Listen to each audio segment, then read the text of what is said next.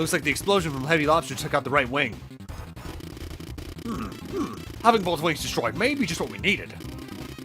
Kirby's climbing around the outside of the ship, heading for the helm. Hello everyone and welcome back to Let's Play Kirby Superstar Ultra. In the last part we started off Meta-Knight's Revenge, and now we're going to go finish it off and start the next mini-campaign. There's not too much left of it. Kirby's moving along the base of the ship. Not much we can do about him there, but the wind is strong. And it's cold. And it's high. And it's scary. Alright, you lot. This is where the Revenge of Meta-Knight platform really does get kind of dire because there's a lot of wind in bottomless pits. But again, you're Kirby, so you can fly and you can resist the wind pretty well. There's very few pieces of wind in the game that are completely unresistible. Honestly, the strongest wind is the one preventing you from getting that one chest without the use of like the ninja dive kick in Great Cave Offensive. Because by and large, every other piece is resistible. Oh, no, I say that. There's a piece of wind in the next mini-campaign that's completely unresistible, but you're going with it anyway. I know I called Revenge of Meta-Knight a long campaign during Great Cave Offensive, and it is longer than, like, Dynablade and such, but it's mostly that just because of the cutscenes. And again, like I've said a couple times, if they ever made a Kirby RPG, bring back some of these characters. Because I don't think, the captain's been brought back at all, barring the original game and the remake. That I'm aware of. Maybe he's in Forgotten Land because I haven't played that game yet. I've seen everything that it has in it, but I don't think I saw him in there. No, my secret stash of food and one-ups! So you were the one hoarding them, you scallywag. They look delicious. There's also notably, I don't show it off, there's an armory section somewhere towards this latter end of Meta-Knight's Revenge where there's a bunch of abilities. I don't go for it just because I'm comfortable with the abilities I get towards the end of this entire section anyway. Kirby's headed for the reactor. If we lose the reactor, this is all over for sure. Never fear, I don't think Kirby can do anything to the reactor. As long as reflected laser doesn't hit the reactor, it'll be invincible. I thought he would say things like that. Well, thank you for tutorializing the fight for me, because that's how the reactor works. There's a lot of sections you can damage, namely that main cannon's gonna fire a giant laser here and there. But your main goal is to take those little cameras that peek down and reflect their lasers either off the floor or have fired directly into the reactor's gem. I think this fight actually had an extra attack in the Super Nintendo version, where it can raise parts of the floor, and I don't think that's in this version. It can shoot fire through the floor, but it can't outright raise it. I do spend a little extra time in this fight outright trying to take care of the cannon because at that point I just don't have to deal with anything. The big thing is sometimes the camera or I guess the laser machine, just gets placed in a really awkward position to hit the reactor core. So you do need to bounce it here and there. But as long as it's like on this upper half of the screen, it'll hit no problem. 4 direct hits from the laser takes out the core, no problem. The reactor's been destroyed. All of our wheelie power sources are escaping. Ah, what are you lots doing?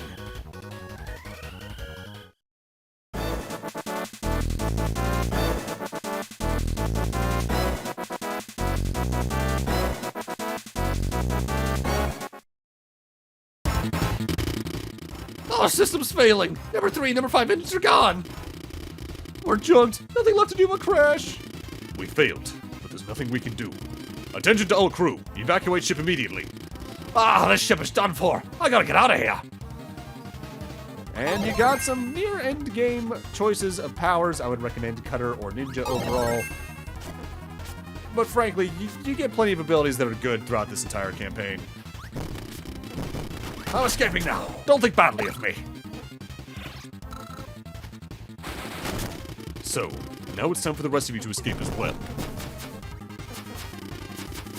I'll stay until the bitter end. We should finish off Kirby, then all escape together.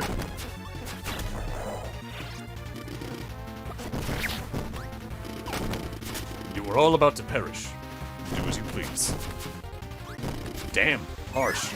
I'm sorry. And you even realize that. Also, wait, does that mean Kirby canonically kills basically everything he comes across and not, like, KO it? Damn. He is metal. And here's those buddies right here. Wait, Kirby. Look at all you go any further. This is weirdly reminiscent of the Meta-Knight arenas from Adventure and Nightmare and Dreamland, and because of that, they all die pretty quickly. In fact, because you have more abilities, they're overall easier because you take them out. You can take them out from a further distance. They do have more health, but that's not really a lot in this case. Lord Meta-Knight, please take care. We'll go on ahead then. Does that mean there's an afterlife in Kirby canonically? Choose your power-ups well, because you're still coming up on some stuff. This is the end, Kirby. Come meet your doom. Like Adventure, we gotta grab this signature because it's time for us to face off against Meta-Knight with just our sword. Though you can wait long enough and he will just say, screw it, and go after you even if you haven't grabbed the sword. So you can hold on to like cutter or hammer or whatever you have at this point. Meta-Knight's got a lot of outright attacks and he's nowhere near as defensive as he was in Nightmare, or in Amazing Mirror. You can do his tornado spin attack, but the big thing you need to worry about is if he looks like he's charging a wave, because he's about to do a giant death tornado.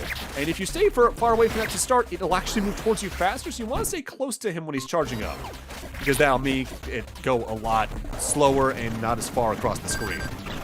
Meta-Knight can be hard, but especially considering you just got power-ups right outside, it's easy to beat him eventually because you just have enough health. Be aggressive and he goes down pretty quick.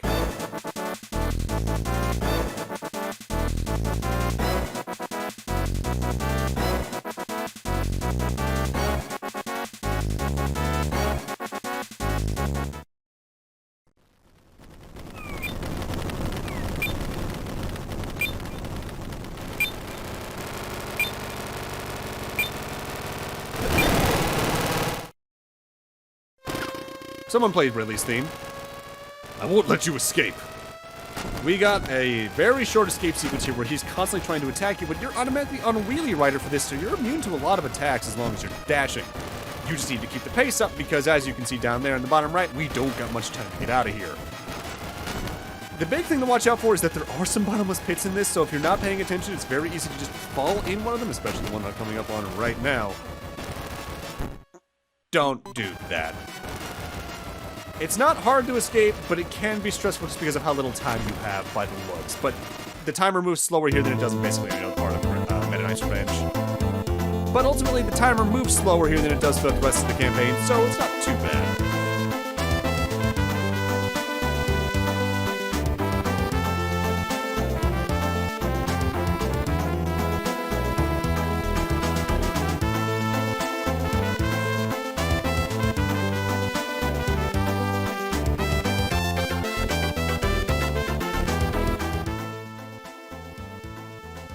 That's Meta-Knight's Revenge. I'd say probably overall it's my second favorite mini-campaign in the game.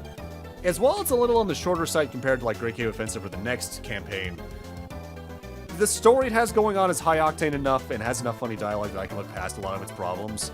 I like the timer mechanic enough. It's not enough to base an entire campaign around, I think, but they do enough having the campaign feel like you're moving fast on top of that at least feels like you're constantly trying to escape an everlasting timer.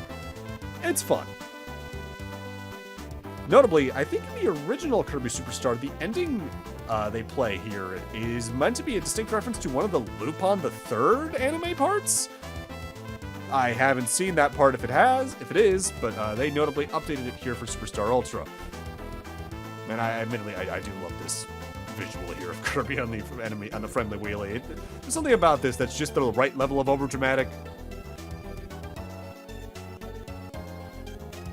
Also, at this point, this is like, what, our third mini-campaign with a credits roll that's not even real credits? What the hell? With that, though, we are now going to unlock the 6th mini-campaign. You can now play Milky Way Wishes, and notably, barring what we unlock after doing this, this was the last campaign in the original Kirby Superstar. The moon and the sun are fighting, and you must settle it. Help us, Comet at Galaxy's End. Alright, let's get on in. This is actually my favorite part of the game, too.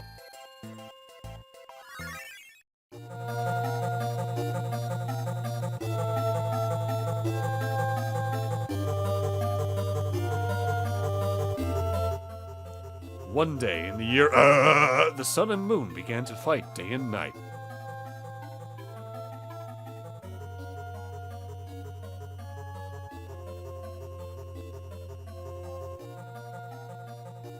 Hey, Hey, hey! Can you make peace between the sun and moon? You need to ask the giant comet Nova for help.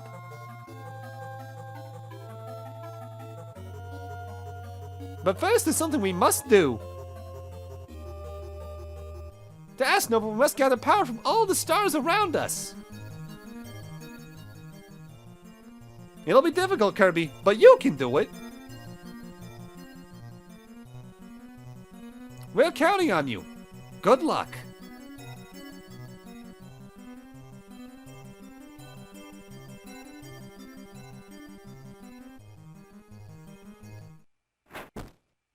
So Milky Way Wishes is radically different than every other campaign. For one thing, I think you can access the levels in literally any order. These levels all being these little planetoids. But if you try to swallow an enemy to start in this campaign, you might notice something. You're not going to get a copy ability. The copy abilities are locked in this campaign until you've refined their respective essence within it. For instance, we just got the ice one, so now we permanently have access to the ice copy ability by using its icon on the bottom screen. This leads to potentially one of the most interesting campaigns in the franchise, I find, because it actively makes exploring a big deal, but it also gives you active movement upgrades. This is what I think, frankly, Amazing Mirror should have had, because then you could actually, explore in a way that feels like a Metroid game. If we ever get another attempt at a Kirby Metroid, I hope they do something like this, or at the least, make it so that by beating maybe certain bosses, you get permanent upgrades to Kirby's mobility. Like, you can permanently have, let's say, the fighter's up punch as a double jump. And you can't use the flying until later, or something like that. Am I still harping on Amazing Mirror this long later because of my disappointments with it? Yes, and frankly, that will never end. With that said, by and large, every single level here in Milky Way Wishes has 3 copy abilities until the last 2, which each have 2 for reasons.